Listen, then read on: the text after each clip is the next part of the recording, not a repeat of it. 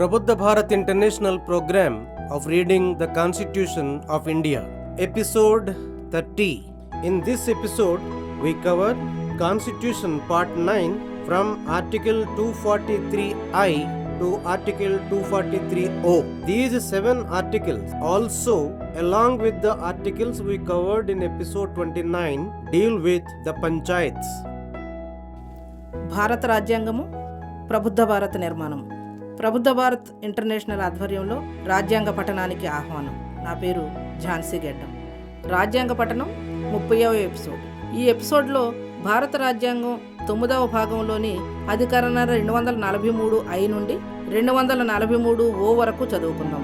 ఈ 7 అధికరణలు కూడా 29వ ఎపిసోడ్లో మనం చదువుకున్న పంచాయతీ వ్యవస్థలకు సంబంధించినవి. Article 243I, Constitution of Finance Commission to review financial position. Clause 1.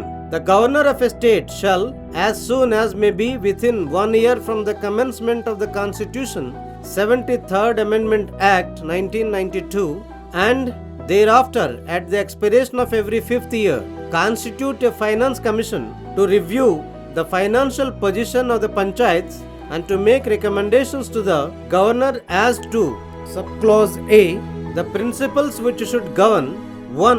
The distribution between the state and the panchayats of the net proceeds of the taxes, duties, tolls and fees levied by the state, which may be divided between them under this part, and the allocation between the panchayats at all levels of their respective shares of such proceeds. 2. The determination of the taxes, duties, tolls and fees which may be assigned to or appropriated by the panchayats. 3. The grants in aid to the panchayats from the consolidated fund of the state. Subclause B. The measures needed to improve the financial position of the panchayats. Subclause C. Any other matter referred to the finance commission by the governor in the interest of the sound finance of the panchayats. Clause 2. The legislature of a state may by law provide for the composition of the commission, the qualifications which shall be requisite for appointment as members thereof, and the manner in which they shall be selected. Clause 3. The commission shall determine their procedure and shall have such powers in the performance of their functions as the legislature of the state may by law confer on them. Clause 4. The governor shall cause every recommendation made by the commission under this article, together with an explanatory memorandum as to the action taken thereon, to be laid before the legislature of the state. అధికరణ 243I, పంచాయతీల ఆర్థిక స్థితిగతుల సమీక్షకు ఆర్థిక సంఘం ఏర్పాటు. Clause 1.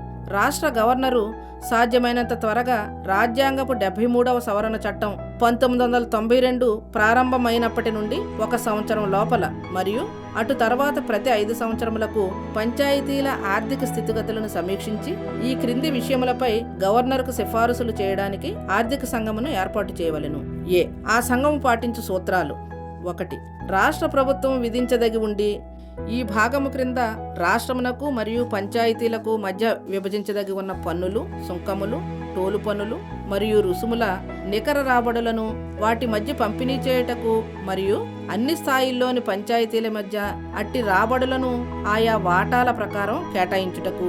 2. పంచాయతీలకు కేటాయించవలసి ఉన్న లేదా వాటిచే వినియోజనము చేయవలసిన పన్నులు, టోలు పన్నులు, ఫీజులను నిర్ణయించుటకు సంబంధించిన సూత్రాలు. 3. రాష్ట్ర సంచిత నిధి నుండి పంచాయతీలకు సహాయక గ్రాంట్లకు సంబంధించిన సూత్రాలు. పంచాయతీల ఆర్థిక స్థితిగతులను మెరుగుపరచడానికి అవసరమైన చర్యలు. పంచాయతీల ఆర్థిక స్థితిగతులను బలోపేతం చేయడానికి గవర్నరు ఆర్థిక సంఘమునకు నిర్దేశించిన ఏవేని ఇతర విషయములు. Clause 2.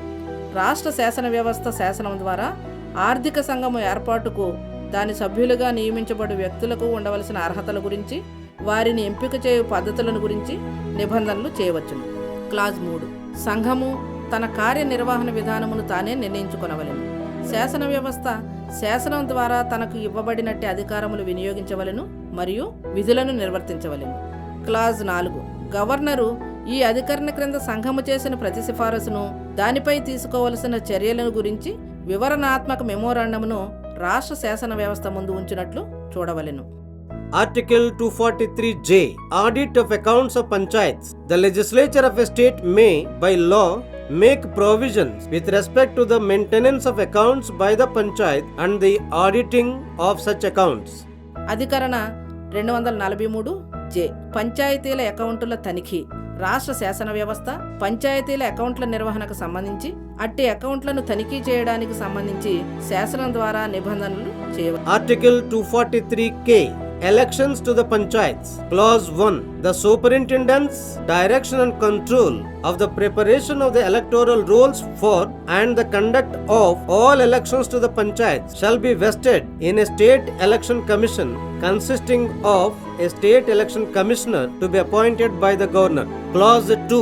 Subject to the provisions of any law made by the legislature of a state, the conditions of service and tenure of office of the state election commissioner shall be such as the governor may by law determine, provided that the state election commissioner shall not be removed from his office except in the like manner and on the like grounds as a judge of a high court, and the conditions of service of the state election commissioner shall not be varied to his disadvantage after his appointment. Clause 3. The governor of a state shall, when so requested by the state election commission, make available to the state election commission such staff as may be necessary for the discharge of the functions conferred on the state election commission by clause 1. Clause 4. Subject to the provisions of this constitution, the legislature of a state may, by law, make provision with respect to all matters relating to or in connection with elections to the panchayats. అధికరణ 243 కే. పంచాయతీలకు ఎన్నికలు. Clause 1. ఓటర్ల జాబితా తయారీ పర్యవేక్షణ, సంబంధిత నిర్దేశాల జారీ, నియంత్రణ మరియు పంచాయతీలకు ఎన్నికలు జరిపించడానికి అధికారాలు అన్నీ రాష్ట్ర ఎన్నికల సంఘములో ఉండాలి. అది ఒక రాష్ట్ర ఎన్నికల కమిషనర్తో గవర్నర్చే నియమించబడాలి. క్లాజ్ 2. ఒక రాష్ట్ర శాసన వ్యవస్థ చేసిన ఏదేని శాసనపు నిబంధనలకు లోబడి రాష్ట్ర ఎన్నికల కమిషనర్ యొక్క సర్వీసు, పదవీకాల నిబంధనలు గవర్నరు నియమం ద్వారా నిర్ణయించినట్టువై ఉండవలెను. అయితే హైకోర్టు జడ్జిని తొలగించడానికి గల పద్ధతి, కారణముల వంటి కారణాలపై తప్ప ఇతర విధంగా రాష్ట్ర ఎన్నికల కమిషనర్ను తొలగించరాదు. రాష్ట్ర ఎన్నికల కమిషనరు సర్వీసు నిబంధనలను వారిని నియమించిన తరువాత వారికి ప్రతికూల ప్రయోజనం కలిగేలా మార్పు చేయరాదు. క్లాజ్ 3. ఒక రాష్ట్ర గవర్నరు రాష్ట్ర ఎన్నికల సంఘము నిబంధన 1 కింద తనకు అప్పగించబడిన విధులను నిర్వహించడానికి అవసరమైన సిబ్బందిని అట్లు కోరబడిన మీదట దానికి సమకూర్చవలెను. క్లాజ్ 4. ఈ రాజ్యాంగ నిబంధనలకు లోబడి రాష్ట్ర శాసన వ్యవస్థ పంచాయతీలకు ఎన్నికలు జరపడానికి సంబంధించిన లేదా దానితో ముడిపడి ఉన్న అన్ని విషయములపై శాసనం ద్వారా నిబంధనలు చేయవచ్చును. Article 243L. Application to the Union Territories. The provisions of this part shall apply to the Union Territories and shall in their application to a Union Territory have effect as if the references to the governor of a state were references to the administrator of the Union Territory appointed under Article 239 and references to the legislature or the legislative assembly of a state were references in relation to a union territory having a legislative assembly to that legislative assembly, provided that the president may, by public notification, direct that the provisions of this part shall apply to any union territory or part thereof, subject to such exceptions and modifications as he may specify in the notification. అధికరణ 243L. సంఘాధీన ప్రాంతాలకు వర్తింపు. ఈ భాగంలోని నిబంధనలు సంఘాధీన ప్రాంతాలకు వర్తిస్తాయి.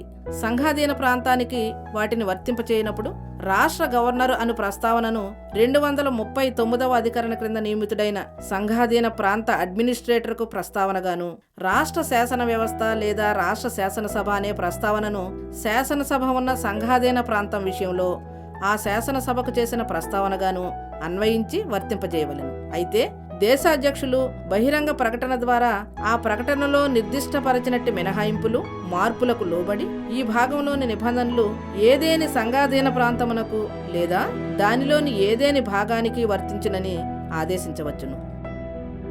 Article 243M. Part not to apply to certain areas. Clause 1. Nothing in this part shall apply to the scheduled areas referred to in clause 1 and the tribal areas referred to in clause 2 of Article 244. Clause 2. Nothing in this part shall apply to subclause A, the states of Nagaland, Meghalaya and Mizoram. Subclause B, the hill areas in the state of Manipur for which district councils exist under any law for the time being in force. Clause 3. Nothing in this part, subclause A, relating to panchayats at the district level shall apply to the hill areas of the district of Darjeeling in the state of West Bengal for which Darjeeling Gorkha Hill Council exists under any law for the time being in force. Subclause B shall be construed to affect the functions and powers of the Darjeeling Gorkha Hill Council constituted under such law. Clause 3A. Nothing in Article 243D relating to reservation of seats for the scheduled caste shall apply to the state of Arunachal Pradesh. Clause 4. Notwithstanding anything in this constitution, subclause A, the legislature of a state referred to in subclause A of clause 2 may by law extend this part to that state except the areas, if any, referred to in clause 1 if the legislative assembly of that state passes a resolution to that effect by a majority of the total membership of that house and by a majority of not less than 2/3 of the members of that house present and voting. Subclause B. Parliament may by law extend the provisions of this part to the scheduled areas and the tribal areas referred to in clause 1 subject to such exceptions and modifications as may be specified in such law, and no such law shall be deemed to be an amendment of this constitution for the purposes of Article 368. అధికరణ 243 ఎం. ఈ భాగం కొన్ని ప్రాంతాలకు వర్తించరాదు. Clause 1. ఈ భాగంలో ఉన్నదేది అధికరణ 244లోని నిబంధన 1లోని scheduled ప్రాంతాలకు మరియు నిబంధన 2లోని ఆదివాసీ ప్రాంతాలకు వర్తించదు. క్లాజ్ 2. ఈ భాగంలో ఉండేదేది ఏ. నాగాలాండ్, మేఘాలయ, మిజోరాం రాష్ట్రాలకు. బి. మణిపూర్ రాష్ట్రంలో ఆయా సమయములందు అమలునందున్న ఏదేని శాసనం కింద జిల్లా కౌన్సిళ్లు ఉన్న ప్రాంతానికి వర్తించదు. క్లాజ్ 3. ఈ భాగంలోనిదేది సబ్ క్లాజ్ ఏ. జిల్లా స్థాయిలోని పంచాయతీలకు సంబంధించి పశ్చిమ బెంగాల్ రాష్ట్రంలో ఆయా సమయములలో అమలునందున్న ఏదేని శాసనం క్రింద డార్జిలింగ్ జిల్లాలోని డార్జిలింగ్ గూర్ఖా హిల్ కౌన్సిల్ ఉన్న కొండ ప్రాంతాలకు వర్తించదు. Sub clause B. అట్టి శాసనం క్రింద ఏర్పాటు చేయబడిన డార్జిలింగ్ గూర్ఖా హిల్ కౌన్సిల్ విధులను, అధికారములను ప్రభావితపరచునదిగా అన్వయించరాదు. Clause 3A. షెడ్యూల్డ్ కులాల వారికి స్థానాల రిజర్వేషన్కి సంబంధించి 243D అధికరణలోనిదేదియు అరుణాచల్ ప్రదేశ్ రాష్ట్రానికి వర్తించదు. క్లాజ్ 4. ఈ రాజ్యాంగంలో ఉన్న దేనితోనూ నిమిత్తం లేకుండా సబ్ క్లాజ్ ఏ. నిబంధన 2 యొక్క ఉపనిబంధన ఏలో పేర్కొనబడిన రాష్ట్ర శాసన వ్యవస్థ శాసనం చేయడం ద్వారా ఈ భాగమును నిబంధన 1లో పేర్కొనినట్టు ఏవైనా ప్రాంతాలు మినహా ఆ రాష్ట్రమునకు వర్తింపజేయవచ్చును. అయితే ఇందుకు గాను ఆ రాష్ట్ర శాసనసభలోని మొత్తం సభ్యులలో మెజారిటీ సభ్యులు హాజరై ఓటు వేయు వారిలో 3/2 తక్కువ కాని మెజారిటీ సభ్యులు ఈ విషయమై తీర్మానాన్ని ఆమోదించి ఉండాలి. Sub class B. పార్లమెంటు శాసనం ద్వారా ఈ భాగంలోని నిబంధనలను ఆ శాసనంలో పేర్కొనబడిన మినహాయింపులు, మార్పులకు లోబడి నిబంధన 1లో పేర్కొనబడిన షెడ్యూల్డ్ ప్రాంతాలకు, ఆదివాసీ ప్రాంతాలకు విస్తరింపజేయవచ్చును. అలా చేయు ఏ శాసనము అధికరణ 368 క్రింద చేసిన రాజ్యాంగ సవరణగా పరిగణించబడదు. Article 243N. Continuance of existing laws and panchayats. Notwithstanding anything in this part, any provision of any law relating to panchayats in force in a state immediately before the commencement of the Constitution 73rd Amendment Act 1992, which is inconsistent with the provisions of this part, shall continue to be in force until amended or repealed by a competent legislature or other competent authority, or until the expiration of 1 year from such commencement, whichever is earlier, provided that all the panchayats existing immediately before such commencement shall continue till the expiration of their duration, unless sooner dissolved by a resolution passed to that effect by the legislative assembly of that state, or in the case of a state having a legislative council, by each house of the legislature of that state. అధికరణ 243N ప్రస్తుత శాసనాలను పంచాయతీలను కొనసాగించుట. ఈ భాగంలో ఉన్న దేనితోనూ నిమిత్తం లేకుండా రాజ్యాంగ 73వ సవరణ చట్టం 1992 ప్రారంభానికి ముందు ఒక రాష్ట్రంలో పంచాయతీలకు సంబంధించి అమలులో ఉన్న ఏదేని చట్టంలోని ఏదేని నిబంధన ఈ భాగంలోని నిబంధనలకు అసంగతంగా ఉంటే తగిన అధికారం గల శాసన వ్యవస్థ లేదా ఇతర అధికార వ్యవస్థచే సవరణ లేదా రద్దు చేసేంత వరకు లేదా ఈ రాజ్యాంగ సవరణ అమలులోకి వచ్చిన 1 సంవత్సర కాలంలో ఈ రెండింటిలోనూ ఏది ముందో అంతవరకు అమలునందు కొనసాగును. అయితే అట్టి ప్రారంభానికి ముందు అమలునందున్న అన్ని పంచాయతీలు ఆ రాష్ట్ర శాసనసభ లేదా శాసన మండలి ఉన్న రాష్ట్రంలో ఆ రాష్ట్ర శాసన వ్యవస్థలోని ప్రతి సభ ఈ విషయమై ఆమోదించిన తీర్మానం ద్వారా రద్దు చేస్తే తప్ప వాటి నిర్ణీత కాలం ముగిసే వరకు కొనసాగుతాయి. Article 243O bar to interference by courts in electoral matters.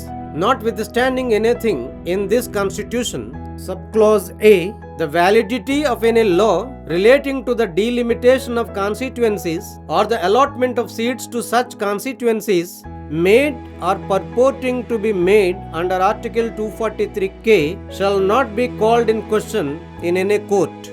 Subclause B, no election to any panchayat shall be called in question except by an election petition presented to such authority and in such manner as is provided for by or under any law made by the legislature of a state. With this, episode 30 completes.